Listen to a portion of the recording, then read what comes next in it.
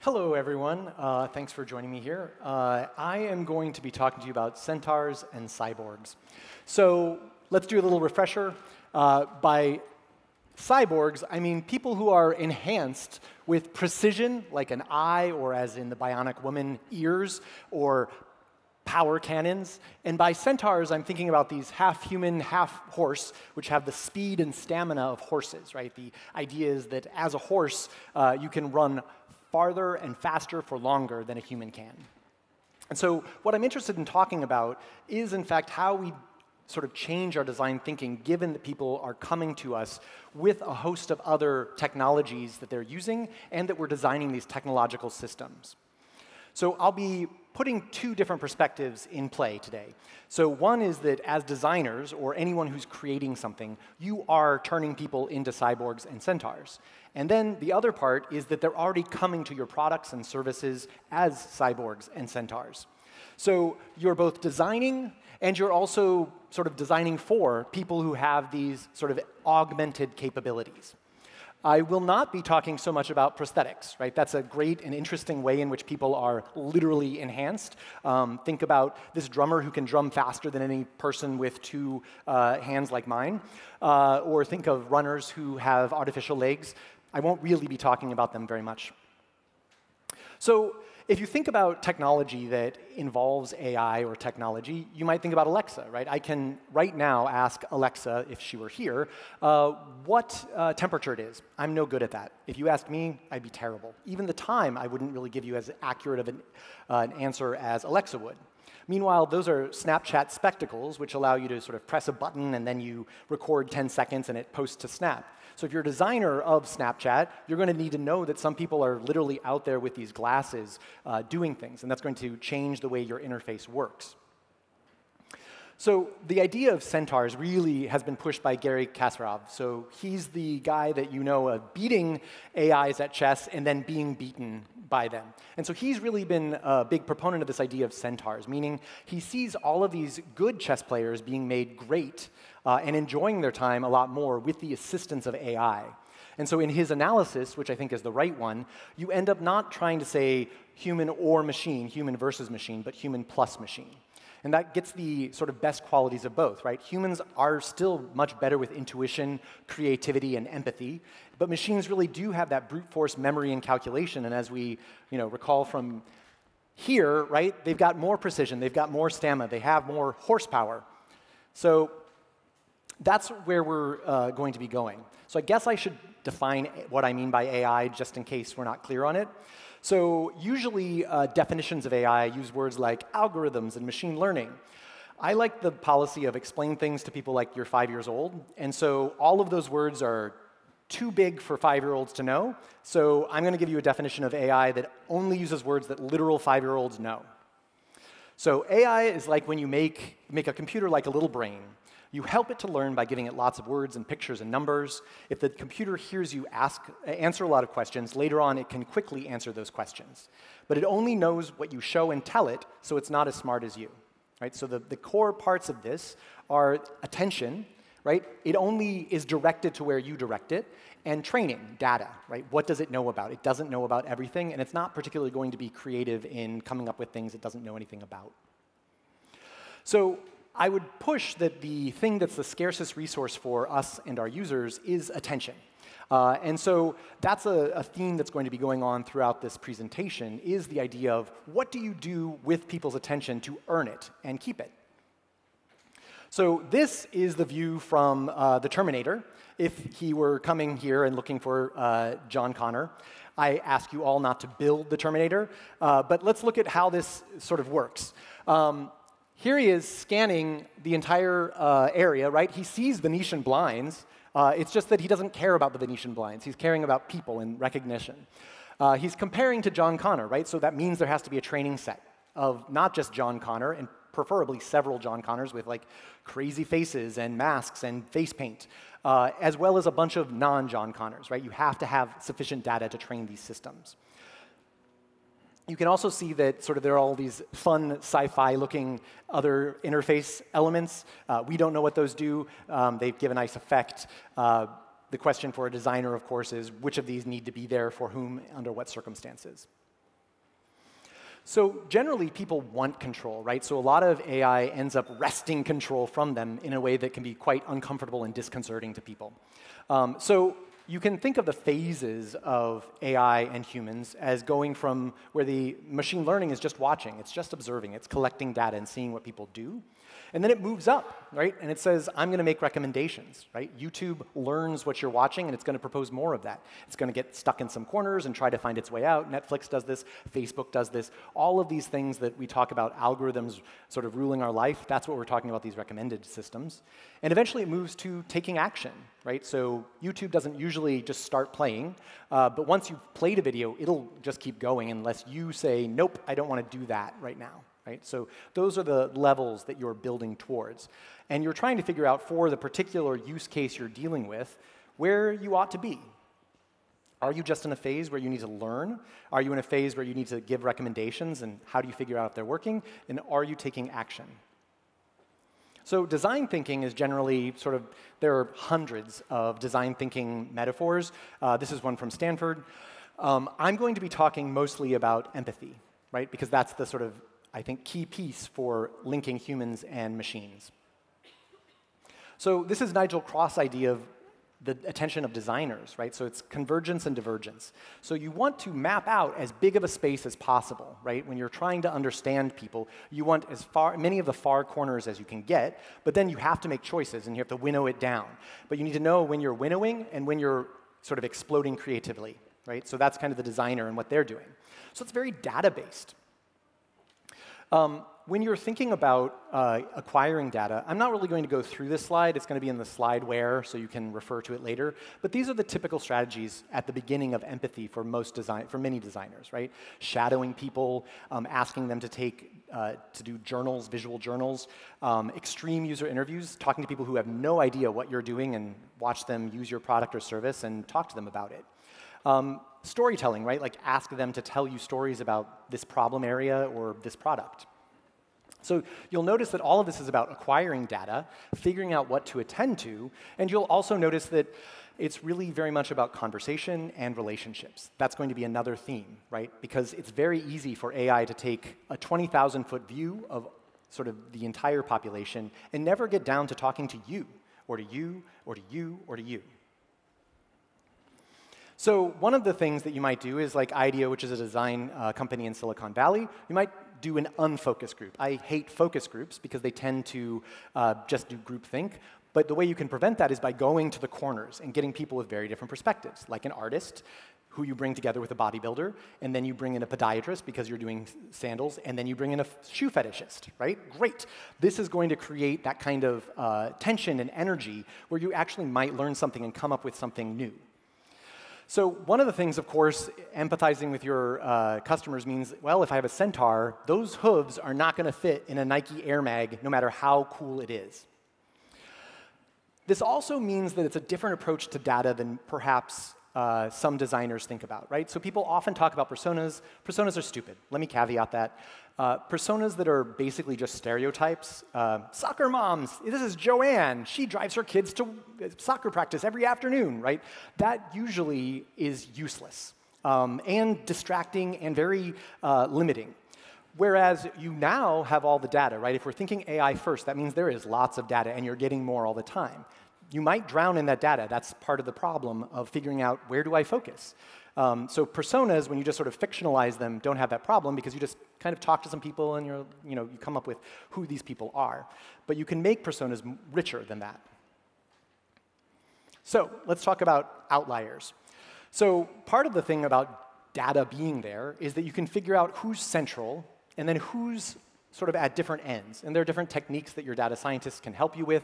But the point is that if you only looked at people right in the middle there, they may be your core users. You should understand the people who are your biggest users, but you need to know about the people who used to use your product a lot but then disappeared, because that's actually probably abnormal.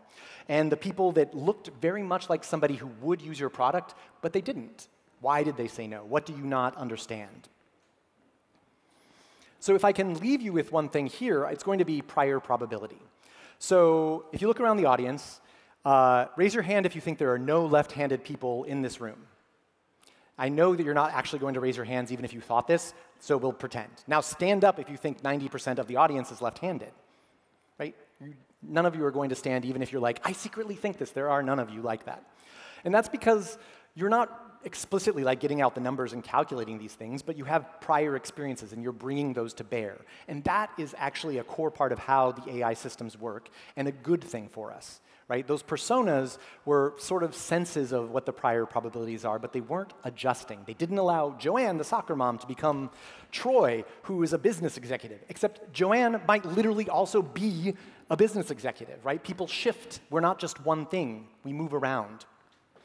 So priors let you update your expectations, right? So I'll give you the stat from Wikipedia, which is 10% of the population. I could let you calculate out the probabilities of everybody or nobody being left-handed in this room. But the truth is that if you were making bets, you'd want to do some of that math to figure out how much you should bet for or against this, and how likely you would be to win that. And if I told you that there were right-handed fascists out there, right? You would also adjust your probabilities. You'd be like, gosh, they're probably like leaving the island, or maybe they're coming in here because we're making it a safe space, but somehow this is information I want to pay attention to. So we adjust our expectations as we get more information. This is what AI is doing for us. We're constantly getting more information. It's not an AI system if it's not learning. So if you don't know about me, then if I search on your search engine for morphology, you'll give me both a linguistic thing. Morphology is like a breakdown of words, like bedroom is made up of bed plus room. And you'll give me plants, right? There's a pistil and a stamen and all those sorts of shapes. For an insect, there's a thorax, et cetera. But if you do know me, as Google knows me, you're going to mostly give me stuff around the linguistic stuff, because I often search for language. That's what my background is in. If I type in Bing, what's the area of Poland? First of all, it corrects my spelling because it's learned from other people that nobody means wajats, right? I'm not doing something in Polish that's not, I think, even a Polish word. And it's going to give me the answer that's accurate, right? In case I really need to know the square kilometers of Poland, there I go. But I'm a Californian, so it's also really quite good to give me about equal to the size of Nevada, right? So this is an example of the user interface itself saying, I'm going to give you precision, but I'm also thinking about you. And so I'll give you the intuitive thing. So optimal, of course, is dependent upon perspective. The problem for us is that perspectives shift, right? Like Joanne, yeah, right now I'm a soccer mom driving my kids to work, to soccer right this moment. But later on today, I will be sort of making deals, right? That's who Joanne is, and she changes through the day. So feedback loops, this kind of learning system, always means a kind of personalization, right? That's what most of these systems do, is I get to go from 3 archetypes down to many more as I learn that it's not just that you weren't really in class A, you were in class B. It was like, oh, I discerned that there's class D and now class E, and I can move those paths and shape how people are moving through my products and services. So a lot of the way that this is thought of is around acquisition, upsell, churn reduction. And so you can think about sort of moving people along those paths.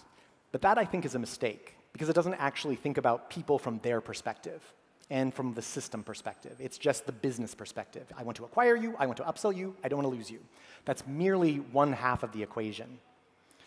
So an AI system really means relationships. When you're collecting this data and using it to shift what you're doing, you are personalizing. You may never get to the level of like, this is literally for Tyler and Tyler only, but you'll get to a bigger class that's more personal than it was when this was a non-AI system. So you're really in this area of relationships, right? Your users are having a relationship because your system is changing based on what they do. And that changes the game a bit. So many of you might know about Buffy the Vampire Slayer. It went off the air years ago. It continued as a comic book, and Buffy's sister became a centaur. Here she is talking to their friend Xander, and she has some problems being a centaur. Let's talk about this metaphorically. So, right, she is urinating a lot more than she did when she was a human. We can think about this as data, right? So we are giving off data all the time. We exhale it, or if you prefer, urinate it all over the place. Now the question is, how do we help users manage where it all goes, right? Should it just go down the drain? Are we collecting it, and is that creepy, or is that fine because like we're doing an ecological recycling, and that's great? Hey, right? the truth is a horse is great for like grazing, right? Like I can get down there if I'm a horse right to the grass. But that's not what a torso, like look at Dawn, like she is not built for getting a lot of hay. So we don't always want what we want and we can't always get what we need. How do we sort of interact with that? Finally, here she's talking about being a freak, right? And actually most centaurs are either noble or wild, in no case ashamed. So the question is, however, that people, whether they're centaur cyborgs or not, are social animals. And so how do we sort of move through the world and how do we think others are seeing us is very important. And so as we use technology, we shift who we are and we get shy or proud depending on what this technology says about us. So not all centaurs and cyborgs are reluctant. Donna Haraway has a wonderful work around feminism called Cyborg Manifesto, which reimagines how cyborgs are a good sort of model for thinking about feminism. A lot of trans people like Juliana Huxtable are very actively, she considers herself a cyborg. Here she is in a performance art from somebody else. And of course, there's something about taking things away, thoughts and choices that users don't have to make, that can lead to joy, right? There is an enrichment by taking choices off the table. So the truth is that you're probably a cyborg or a centaur yourself, and most of your users are as well. There's an interesting embodiment thing here, right? Some of you are like, oh, it's a baby, and that's really clumsy Star Trek, like things glued on it, it's probably fine, it's cute. Others of you probably look at this and are like mortified, right? Our interactions with changes to body are quite interesting. And again, I'm not really talking about prosthetics, but consider how people are coming to you and what their technological devices are. You already do this inevitably if you're like an app developer, you're thinking Android or iPhones, those are different experiences. There are a bunch of other ways that this shows up for people as well. Let's keep going on babies and look at this Amazon search result for ways to carry your cyborg baby. Okay, there's some problems. Some of these seem quite great to carry your cyborg baby. This seems insulting. How does that happen, right? Well, carrying, that's the kind of keyword that you would imagine matching. There's another thing that's happening as well. Potentially, Amazon, I don't think so in this case, is trying to learn, right? Let me put some random things in there and see what people do. The more people that do it, the more my guess was right, and I learned something I didn't know before, right? If everybody who's searching for cyborg babies, carriers, starts selecting that, that's awful, but very informative. So this also gets us back to the paradox of automation, right? That you're taking control away, which in many cases can be quite caring, so people don't have to deal with things that they had to deal with before. But in critical systems, there will be times where they really, really need more skills to make these decisions. Consider a nuclear power plant where you're sort of automating it all. You don't want to de-skill your workforce, so they're like, oh no, I need to take control, but how does this work again? Right? You want to show them things to keep them up to speed. In other cases that are less mission critical, Netflix, you do want to put in sort of random things to learn more, as I was mentioning. So there is a real way in which we're thinking about these users and how they come to us. We're going to make mistakes, right? And oops. One of the things that happens that we always do to some degree is we mess up form, right? So that is a handle that very clearly says, I want to be pulled. And then that is a door that is telling you push, right? So we always are, even when we don't have language, we're still directing our users' attention to how they interact with this environment, whatever it is, digital or real. We also make these assumptions that we know how to direct their attention rather than usually letting them tell us. Right? Data gives us the chance to see what they want us to help them pay attention to. So this is really what you're kind of imagining. People are like really reading it all. Like that's why I put all of this stuff on the page. That is not how any of us have used this web page. And that's why it's poorly designed. It has a lot of superfluous information. It might show organization structure, you know, like you wanted to get this widget and you needed that one and you had approval for this one. And that's how we end up with this sort of nightmare where people are just blocking out as much as they can because people know that their attention is scarce. They don't want to necessarily, if they're trying to find a number, sort of learn about all the greatest features. They have a problem with their device, and that's why they're trying to contact you. So the second part of this is that we will skew people. If we only sort of show them what they want, right? Think again of the video scenario. If we show them what they want, then we'll just keep showing them probably what they've already seen and not give them any novelty. And that can have sad effects for our product as well as sad effects for society. So let's look at how that works here. So Robin Hood Men in Tights is a Mel Brooks parody of Robin Hood. It's a comedy. So you'll see that that top row is mostly comedies. What the hell is Silence of the Lambs doing up there? There are two hypotheses. One is that, well, three. One is that actually people who like that particular movie also love Silence of the Lambs, in which case it's a good recommendation.